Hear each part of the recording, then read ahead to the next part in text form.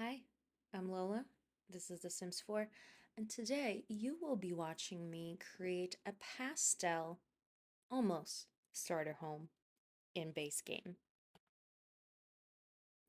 And what I mean by almost starter is that I did keep the overall build to about 23,000 simoleons, but I didn't take the lot value into consideration. So overall, this is about 25,000 with a little bit of change. I think 25,015 dollars, something like that. But I definitely succeeded on the pastel aspect, especially because this was like maybe I think my third or fourth build overall. So, if you didn't listen to any of my previous videos, I pre-recorded most of these before releasing them on YouTube for so many reasons. One of them was I was trying to get comfortable and like I actually knew going in that I might not release some of them. I just need kind of like the practice of creating the videos and like it's okay if I, for example, rebuild the Crick Cabana like twice just to kind of get the hold of it. So this was early base game usage, and base game is not my friend. I have always found it limiting, and even 11 years ago. So like the fact that I'm actually genuinely happy about what I was able to make so quickly, um it's just a pleasant surprise for myself, I suppose. So yes, so what is actually happening in the speed build? So I keep the layout more or less the same. I do actually close off the back bedroom. This will sleep three Sims, so if you have two parents and one child, this is just right for that type of family. And honestly, it is I don't know if it's the fact that this is very pastel, but this is giving me quite the Simlessy vibe, if I can toot my own horn. And it's just such a soft palette. It's I'm really happy how this came out, especially the living room area. It's quite colorful, but not like over the top.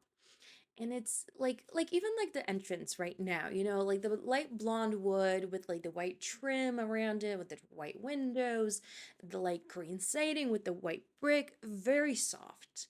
It's adorable actually. Yeah, maybe that's why it makes me happy because it's so adorable. And and yeah. So yes, now we're going up to the layout. One other change I made is I bumped out the child's bedroom a little bit because before this was just a proper rectangular house. I wanted it to add a little bit of interest as well.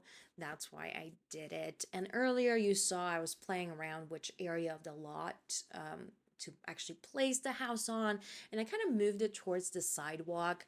And while I was rewatching the video, because the way I tend to edit the videos so far is like I will first deal with the footage, and at the very end I'll do the voiceover. So I've seen the footage multiple times, even though I've built this maybe a month ago at this point.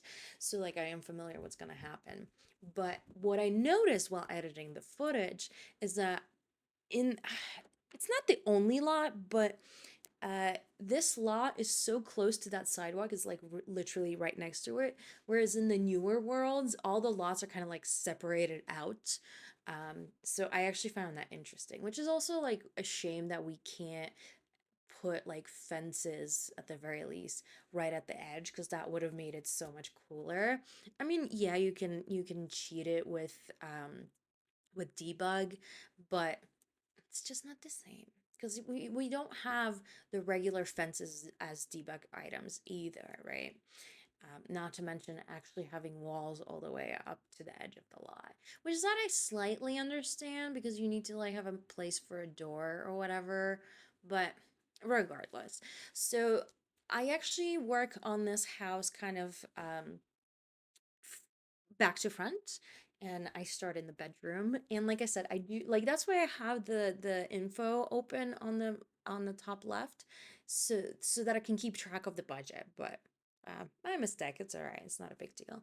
So like I think I actually was able to do a lot with very little. Like, there's a decent amount of decorations. And at first I was hesitant, like, maybe let's do this, keep to, sorry.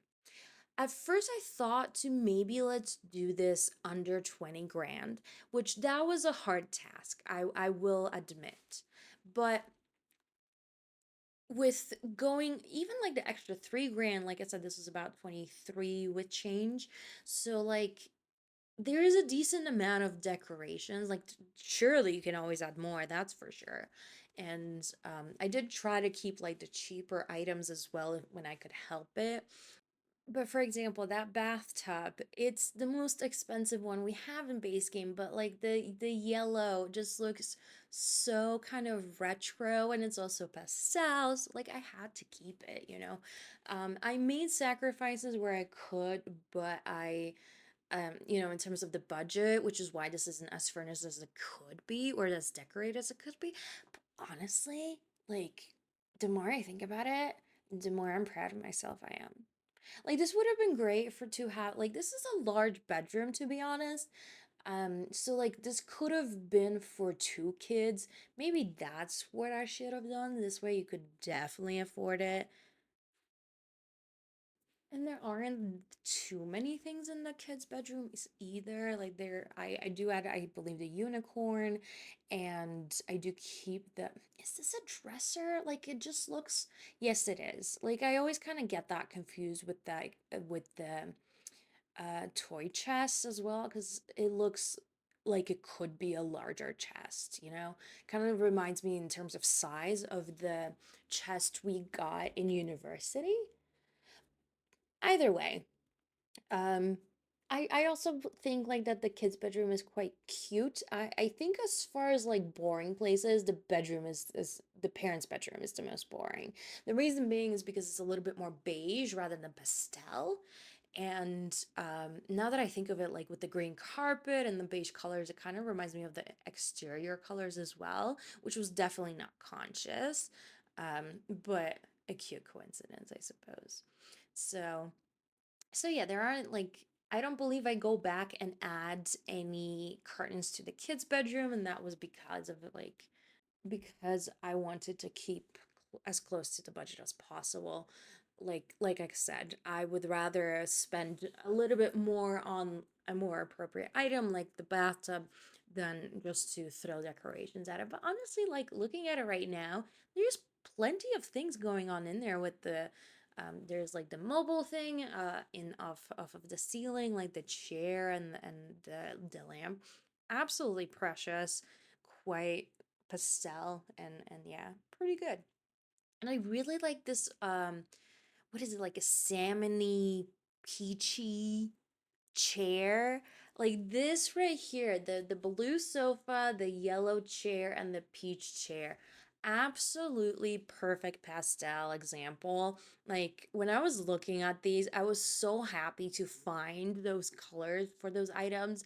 I It like kind of really brought the whole thing home in a way. And as you can see, and as I've said before, the layout does not change much. So that definitely works also my favor like that. I didn't have to redesign this whole thing completely, but I do just essentially change out the items. So like I said, that's why I think this is more of a refresh rather than a complete redesign. But regardless, and even the kitchen itself, so I changed the color of the cabinets to be also like that peachy beige, and it's also kind of on the pastel spectrum.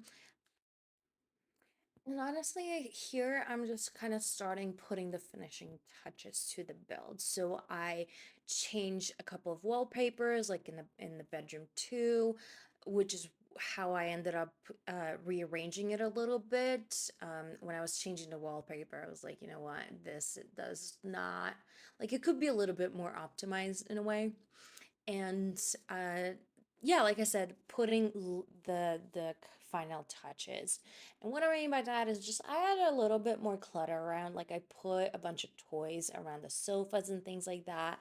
And finally, I can say it and make sense. I'm making it lived in. So, in case you didn't watch my previous videos, it was mostly community lots, and I struggled very hard to explain the concept of I'm trying to make it look lived in, even though it's a community lot you can't live in. Um, what I was, what I actually meant by it is like making it more inviting, like making it more furnished and not as empty and hollow as typical base game builds are. And yeah, I also lied about not adding the curtains.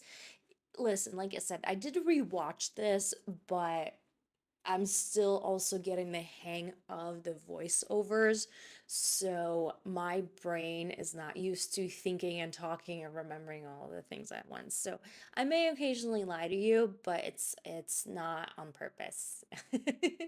And I'm sure you know that, and that's okay. So yeah, so here are the toys. And honestly, like what is up with the toy sizes in the base game and honestly even the rest of the Sims games? Like we either have these huge um the huge toys like the unicorn that are like possibly like the size of the children. I think they're a tiny bit smaller. And then we have these like itty bitty ones that are like minuscule to be honest. And it's like very little in between. I don't understand that. Regardless, we have 1 minute left, and this is where I kind of go over the outside one more time. So I thought about like doing some type of like an outdoor area, but because I was running out of money, I remove a lot of the landscaping, and I just kind of, well, not remove, I re-landscape the side yard. So here I leave things as they are on this side, but I remove those, they're not planters, but kind of. And I just keep it to a bunch of bushes and that's it. So I have a question for you before we go. How do you like the screenshots? Or rather, how do you like the ending of the speed builds? Do you just want me to like end it or do you want me to add screenshots to it? And if you do prefer screenshots, what kind? Tell me everything so I know how to make this work for you. Anyways, thanks for hanging out. Bye bye.